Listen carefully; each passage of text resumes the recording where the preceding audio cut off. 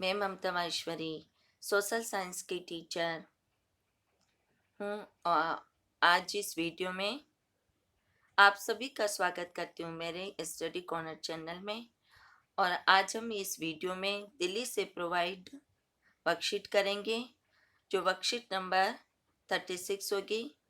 हमने पिछली वीडियो में 35 और 34 पढ़ी थी, वो भी निर्धनता वाले लेसन से संबंधित थी। आज भी हम निर्धनता वाले लेसन से ही पढ़ेंगे। दिनांक होगी 26 सितंबर 2020 और 9th क्लास की है। सब्जेक्ट सोशल साइंस, उसका पार्ट है अर्थशास्त्र और टॉपिक होगा निर्धनता एक चुनौती। उसका पॉइंट नंबर 3 है। पॉइंट नंबर फर्स्ट और पॉइंट नंबर सेकंड हमने 35 34 में हमने पढ़ा था। तो आप मेरे चैनल को लाइक शेयर एंड सब्सक्राइब करना और अपने सभी फ्रेंड्स को भी ये वीडियो भेजना। तो चलते हम वीडियो स्टार्ट करते हैं। निर्धनता को समाप्त करना भारत के विकास रणनीति का एक प्रमुख उद्देश्य रहा। रणनीति क्या है? एक कार्यक्रम, एक सूचना पहले से। जैसे हम किसी काम को करने के लिए पहले सोचते हैं कि आज पूरे दिन में ये काम हम अपना समाप्त कर लेंगे, तो वो हमने एक अपने माइंड में, अपने दिमाग में एक रणनीति बनाई, एक योजना बनाई और हमारा उस पर पूरा फोकस रहा, हमारा पूरा उद्देश्य रहा कि हम आज उस काम को पूरा करके ही रहेंगे।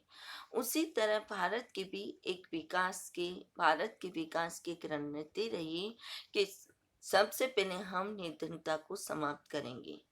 उसी के आधार पर हम योजना बनाएंगे, जिस आधार पर वो निर्धनता समाप्त हो सकती है। यह इनका उद्देश्य रहा। सरकार के द्वारा इसके लिए अब सरकार ने क्या क्या किया? सरकार के द्वारा इसके लिए 2 प्रकार के उपाय बताए। प्रथम उपाय कौन था? फर्स्ट उपाय है आर्थिक समृद्धि को प्रोत्साहन। मतलब समृद्धि क्या है? विकास। समृद्धि का अर्थ होता है विकास।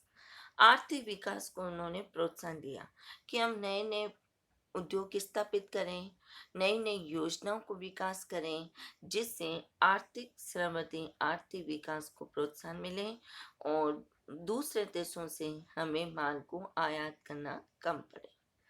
लक्षित निर्धनता निरोधी कार्यक्रम, और केवल ये लक्ष्य निर्धारित कर लें, इस तरह की योजनाएं बनाएं, इस तरह के लक्ष्य बनाएं कि हम उस निर्धनता को समाप्त करने के कार्यक्रम करें।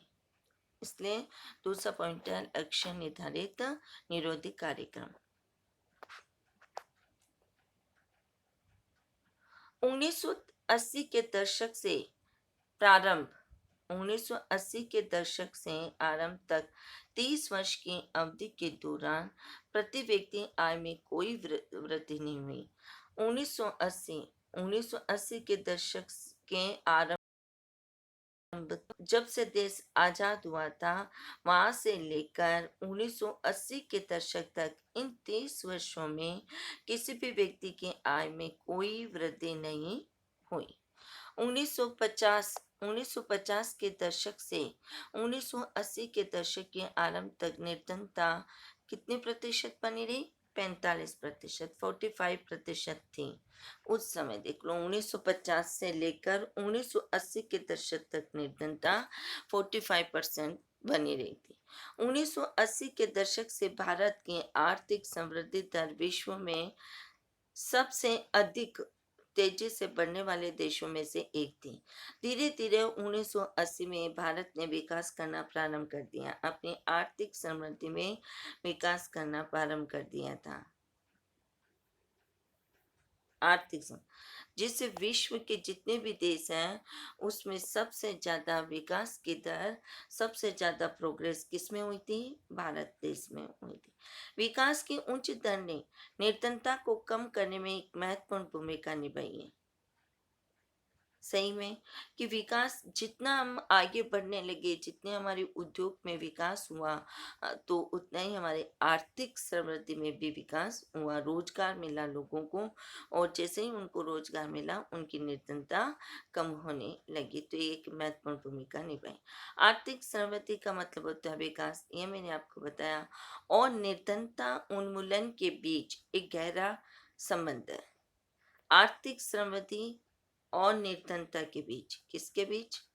आर्थिक समृद्धि और निर्धनता के बीच एक गहरा उन्मूलन संबंध है। आर्थिक समृद्धि अवसरों को व्यापक बना देती है और मानव विकास में निवेश के लिए आवश्यक संसाधन उपलब्ध कराती है। अगर हमारे घर में भी अगर हम निर्धनता से जी रहे हैं और जैसे ही हमें रोजगार मिल जाता है, तो हम क्या करते हैं, अपने अवसरों को व्यापक बना देते हैं और हम अपनी आवश्यकता की चीज़ों को खरीद सकते हैं। तो मानव विकास में निवेश के लिए आवश्यक संसाधन उपलब्ध कराती है। ये शिक्षा में निवेश के द्वारा अधिक आर्थिक प्रतिफल पाने की आशा में लोगों को अपने बच्चों को स्कूल भेजने के लिए प्रोत्साहित करती हैं। सही बात है, अगर हमारे पास हम अमीर हैं और गरीब कम हैं और हमारे पास रुपए पैसे हैं, तो हम अपने बच्चों को क्या करते हैं, अच्छी शिक्षा, अच्छा स्वास्थ्य दिलाने की पूरी कोशिश करते हैं और बच्चों को स्कूल भेजने के लिए भी प्रोत्साहित करते हैं। अब सबसे फर्स्ट पॉइंट आ गया लक्ष्य। पहले पहले हमने आर्थिक समृद्धि को पढ़ा था, अब दूसरा पॉइंट हमारा लक्षित निर्धारित निरोधित कार्यक्रम। तो इसमें सरकार ने क्या क्या काम किए? सबसे पहले महात्मा गांधी राष्ट्रीय ग्रामीण योजना। सबसे पहले हमने महात्मा गांधी राष्ट्रीय ग्रामीण रोजगार दिया, क्योंकि सबसे ज्यादा गरीब कहाँ होते हैं, गाँवों में होते हैं। तो रोजगार अधिनियम 205 मनरेगा का उद्देश्य है ग्रामीण क्षेत्रों में आजीविका सुरक्षित करने के लिए हर घर के लिए मजदूरी रोजगार कम से कम 100 दिनों के लिए उपलब्ध कराना है। मतलब ये नियम बना लिया था इस महात्मा गांधी राष्ट्रीय ग्रामीण रोजगार मनरेगा में। ये एक अधिनियम बना, कब बना था? 205 में। कि कि ग्रामीण क्षेत्रों में आजीविका सुरक्षित रहे। तो चाहे वो रोजगार अगर एक बार उसे रोजगार मिल गया, तो उसे 100 दिन के लिए ये रोजगार उसका फिक्स हो जाएगा। चाहे वहाँ पे काम हो या ना हो, पर ये 100 दिन वो एक मजदूर वहाँ पे काम करेगा और उसे उस हिसाब से उसे मजदूरी मिलेगी, रोजगार मिलेगा। इसका उद्देश्य सतत विकास में मदद करने के साथ सूखा वन सूखा वन की कटाई व मिट्टी के कटाव जैसी समस्याओं से बचने के उपाय आदि भी। मनरेगा योजना के तहत 1/3 रोजगार महिलाओं के लिए सुरक्षित किया गया। कितना क्या क्या है, ये मोस्ट पॉइंट है कि मनरेगा योजना के तहत 1/3 मतलब 100% है, उसका 100% का 1/3 हिस्सा किसका है? महिलाओं का। तो कितना हो गया? 33% हिस्सा।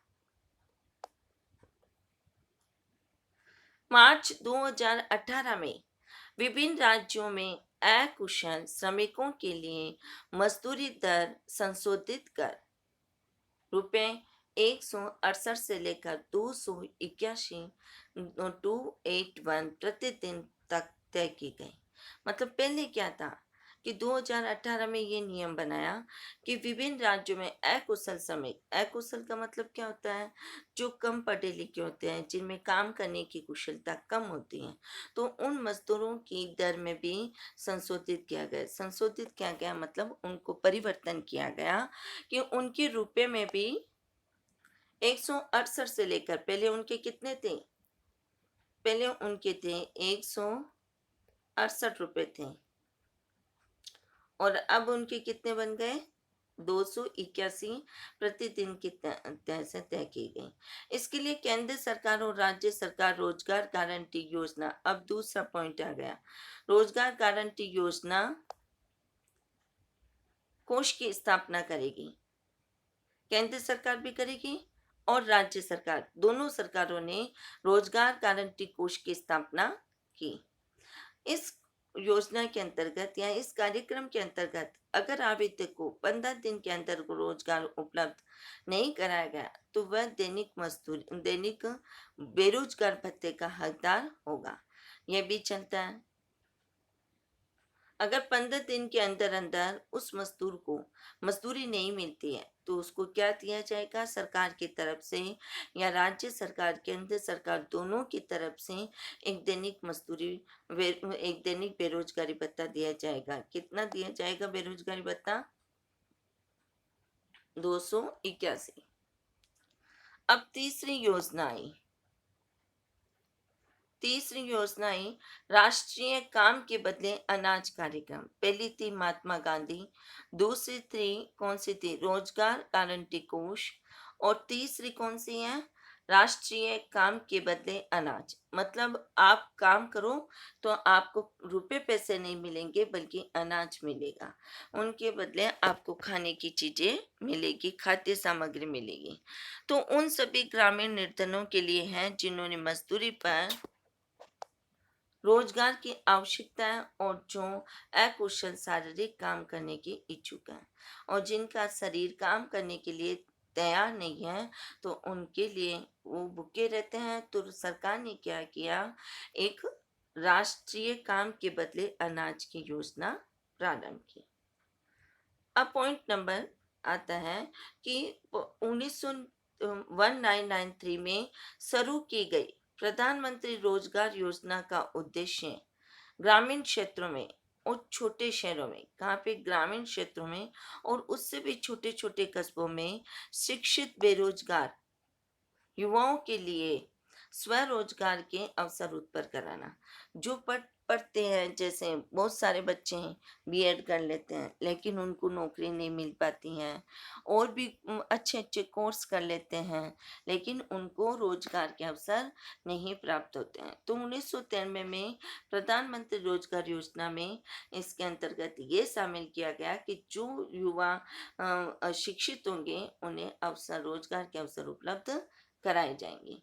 उन्हें लघु व्यवसाय और उद्योग स्थापित करने में भी सहायता दी जाएगी। अगर कोई उद्योग स्थापित करना चाहता है तो उनको भी उसमें सहायता मिलेगी। अब 1995 में क्या हुआ? 1995 में शुरू किए गए ग्रामीण रोजगार सृजन कार्यक्रम का उद्देश्य अब एक नई आई, वो थी प्रधानमंत्री रोजगार योजना। अब कौन सी आ गई? ग्रामीण रोजगार सृजन कार्यक्रम। कौन सी योजना है?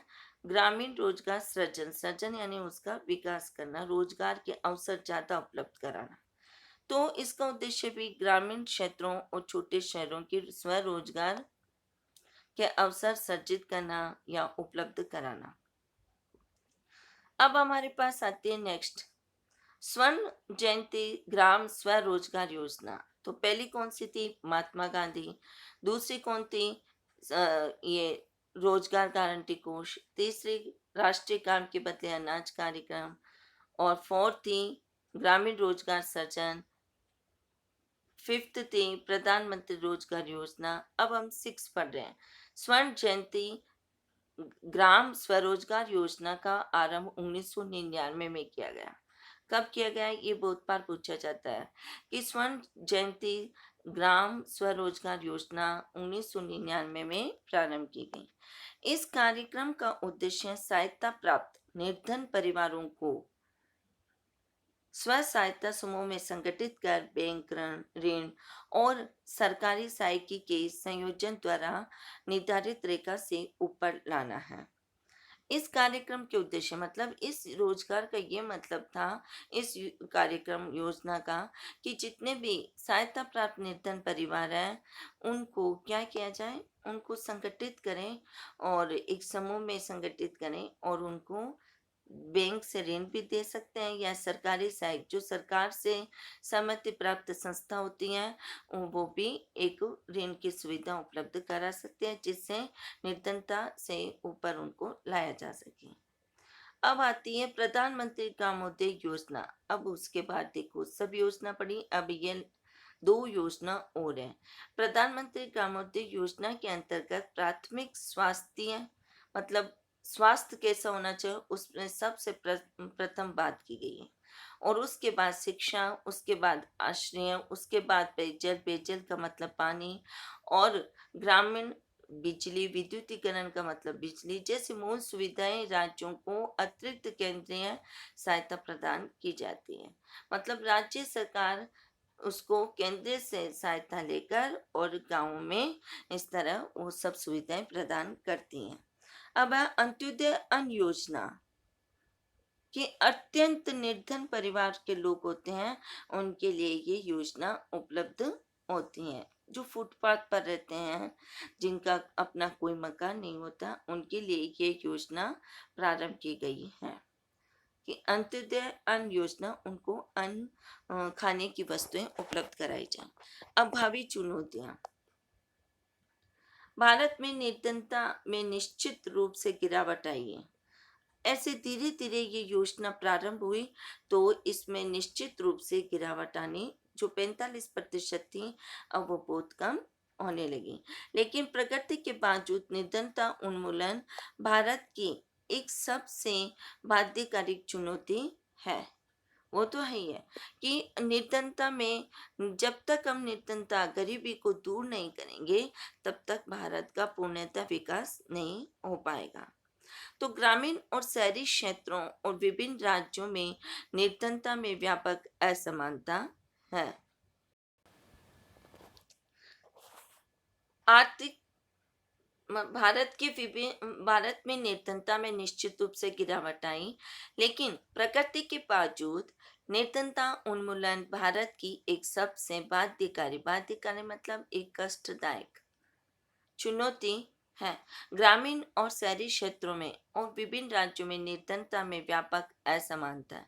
अलग अलग राज्य में हमारे भी अलग अलग असमानता पाई जाती है। जैसे बिहार और उत्तर प्रदेश में सबसे ज़्यादा निर्धनता पाई जाती है, लेकिन वहीं आप महाराष्ट्र, कर्नाटका और राजस्थान में देखेंगे तो कम मिलेगी। देश देश में निर्धनता की समाप्ति का कार्य उच्च आर्थिक समृद्धि, विकास सभी के साथ में शिक्षा।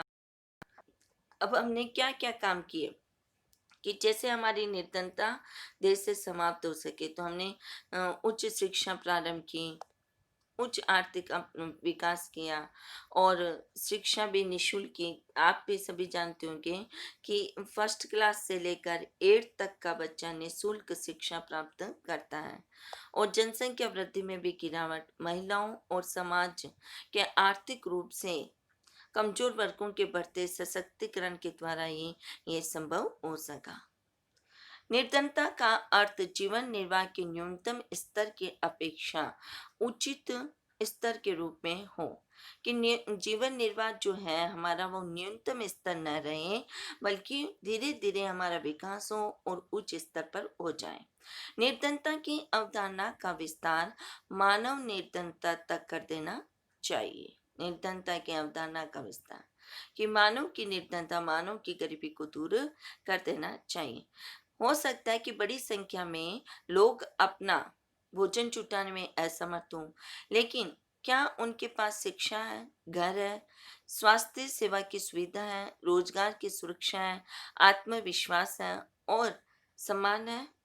तो अगर हम गरीब रहेंगे, तो न तो हम ये सब चीजें हमारे पास नहीं होगी, न हमें शिक्षा होगी, न हमारा खुद का अपना मकान होगा, न हमारी स्वास्थ्य सही रहेगा, क्योंकि हम पूरे दिन चिंता में रहेंगे तो हमें स्वास्थ्य भी सही नहीं रहेगा। और रोजगार नहीं मिलेगा, हम रोजगार की भी असुरक्षा है, 2 दिन मिल गया फिर बाद में नहीं मिला, फिर 5 दिन मिल गया, तो इस तरह हमारी सुरक्षा बनी रहती है। धीरे धीरे इस तरह हम आत्मविश्वास में भी कमी आ जाती है, और फिर हमारे सम्मान में भी कमी आती है कि कोई सम्मान नहीं करता है। क्या वे जाति और लिंग आधारित भेदभाव से मुक्त है? ये भी होता है कि जाति जैसे नीची जातियां होती हैं, तो उनको उनका भी फर्क पड़ता है, और महिलाओं का भी फर्क पड़ता है। लिंग पर आधारित मतलब पुरुष और महिलाओं पर भी फर्क पड़ता है, और जाति प्रथा भी चलती है। तो विकास के साथ निर्धनता की परिभाषा भी बदलती है। इसलिए निर्धनता उन्मूलन हमेशा एक गतिशील लक्ष्य रहा है। इसलिए सरकार ने ये तय कर लिया, एक कार्यक्रम बनाया कि हमें निर्धनता को दूर करना है, इसलिए इसे निरंतर चलता रहे, धीरे धीरे इसका विकास होता रहे। तो यह एक गतिशील का मतलब धीरे धीरे इसमें विकास होता रहे। सभी को सम्मान के साथ स्वास्थ्य शिक्षा, स्वास्थ्य सेवा और रोजगार सुरक्षा उपलब्ध कराना। मतलब सरकार ने ये नियम बना लिया कि सभी सभी को सम्मान के साथ स्वास्थ्य शिक्षा, स्वास्थ्य सेवा और रोजगार की सुरक्षा उपलब्ध कराना है। लैंगिक समानता आदि जैसी बड़ी चुनौतियां हमारे लक्ष्य होंगे। लैंगिक मतलब महिलाओं का भी सम्मान करना, छोटे बच्चों का भी सम्मान करना, छोटे बच्चों का भी सम्मान करना। इस तरह की समस्या हमारे चुनौतियां हैं जो हमारे लक्ष्य होंगे। तो यह हमने वर्कशीट एक्सप्लेशंस की थी हमने। अब हम इसके क्वेश्चन आंसर करेंगे। तो इसका क्वेश्चन फर्स्ट है, निर्धनता को दूर करने के लिए सरकार द्वारा किन दो प्रकार के उपायों उपाय किए जा रहे हैं? निर्धनता को दूर करने के लिए सरकार द्वारा किन दो प्रकारों के उपाय किए जा रहे हैं? तो इसका आंसर होगा,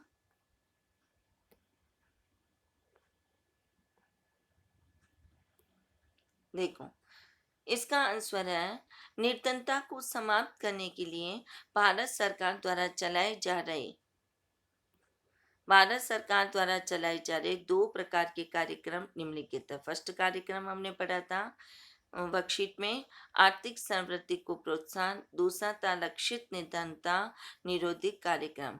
और भी बहुत सारे कार्यक्रम चलाए थे, जिसमें फर्स्ट है महात्मा गांधी राष्ट्रीय ग्रामीण रोजगार गारंटी अधिनियम, और सेकंड था प्रधानमंत्री रोजगार योजना, स्वर्ण जयंती ग्राम स्वरोजगार योजना, और प्रधानमंत्री ग्रामोदय रोजगार योजना, और अंत्योदय अन्न योजना। तो ये सभी भी हमें निर्धनता को दूर करने के लिए उपाय किए गए। किसके द्वारा? सरकार के द्वारा। क्वेश्चन नंबर सेकंड है हमारा, आर्थिक विकास से निर्धनता किस प्रकार प्रभावित होती है? तो आर्थिक समृद्धि, समृद्धि का मतलब विकास, आर्थिक समृद्धि विकास और निर्धनता उन्मूलन के बीच एक गहरा और सीधा संबंध है। आर्थिक समृद्धि अवसरों को व्यापक बना देती है, मतलब उसका विस्तार कर देती है। इस तरह बड़े बड़े पैमाने पर वो बढ़ती जाती है। और मानव विकास में निवेश के लिए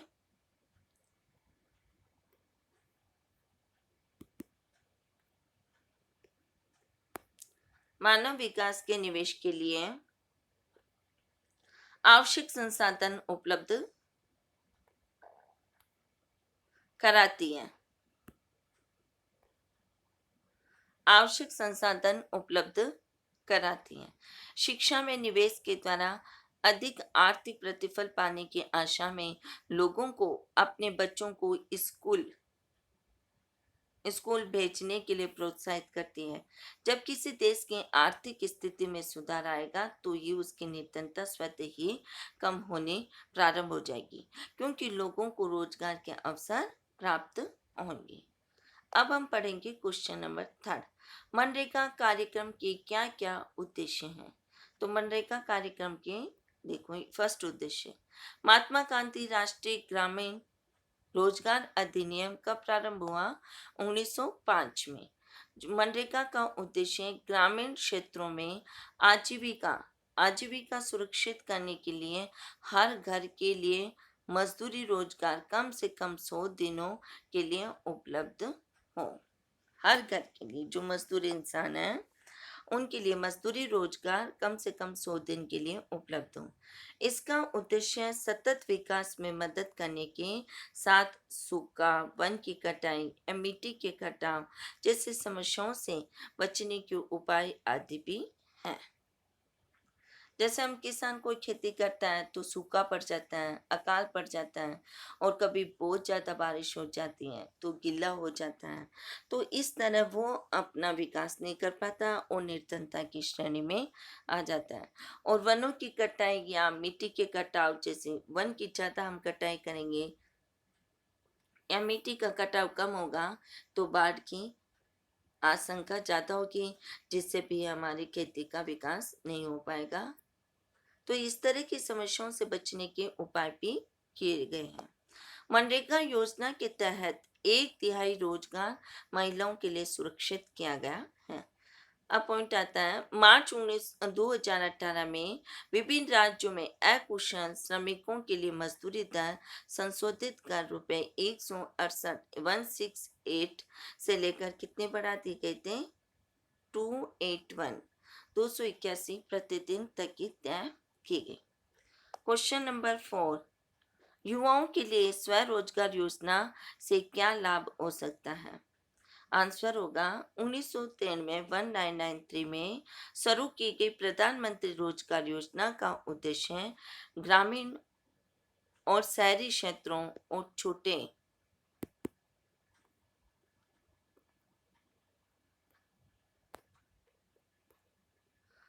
शहरों में शिक्षित युवाओं के लिए स्वरोजगार के अवसर उत्पन्न कराना और उन्हें लघु व्यवसाय और उद्योग स्थापित करने के लिए सहायता प्रदान की जाती है या सहायता दी जाती है।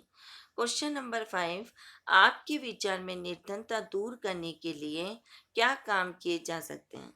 तो हमारे विचार में निम्नलिखित काम किए जा सकते हैं। फर्स्ट है, सभी के लिए निशुल्क प्राथमिक शिक्षा उपलब्ध कराना, जनसंख्या वृद्धि दर को रोकना, महिलाओं की स्थिति में सुधार करना और उन्हें समानता का दर्जा देना, आर्थिक रूप से पिछड़े वर्गों के विकास के लिए योजनाएं बनाना, श्रमिक वर्गों के लिए नियमित रोजगार उपलब्ध कराना और कृषि क्षेत्र में प्रगति करना, जनसंख्या को भी सीमित करना अति आवश्यक है। तो ये सभी हमारे विचार हैं। अब हम पढ़ेंगे क्वेश्चन नंबर 6।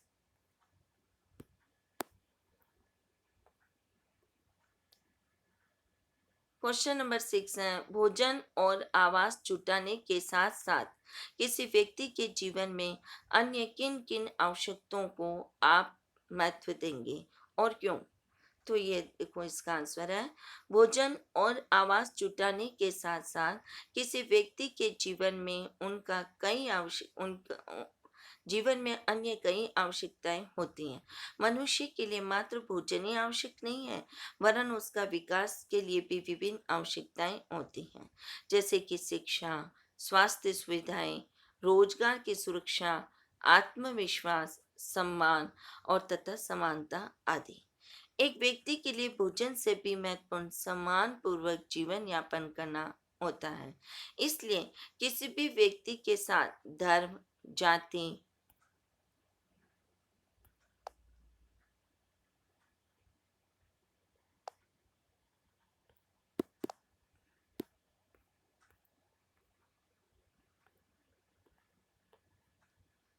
किसी भी व्यक्ति के साथ धर्म, जाति, लिंग के आधार पर भेदभाव नहीं होना चाहिए और सबको एक समान अधिकार और सम्मान मिलना चाहिए। समान अधिकार मिलना चाहिए और उनका सम्मान मिलना चाहिए। तो यह हमने वर्कशीट 36 इस वीडियो में कंप्लीट की है। आप दिल्ली से डायरेक्ट ऑफ एजुकेशन दिल्ली से प्रोवाइड 9th क्लास की सभी वीडियो, सभी वर्कशीट आप मेरे प्ले लिस्ट में देख सकते हैं और 9th क्लास का सोशल साइंस का सिलेबस भी उसमें देख सकते हैं।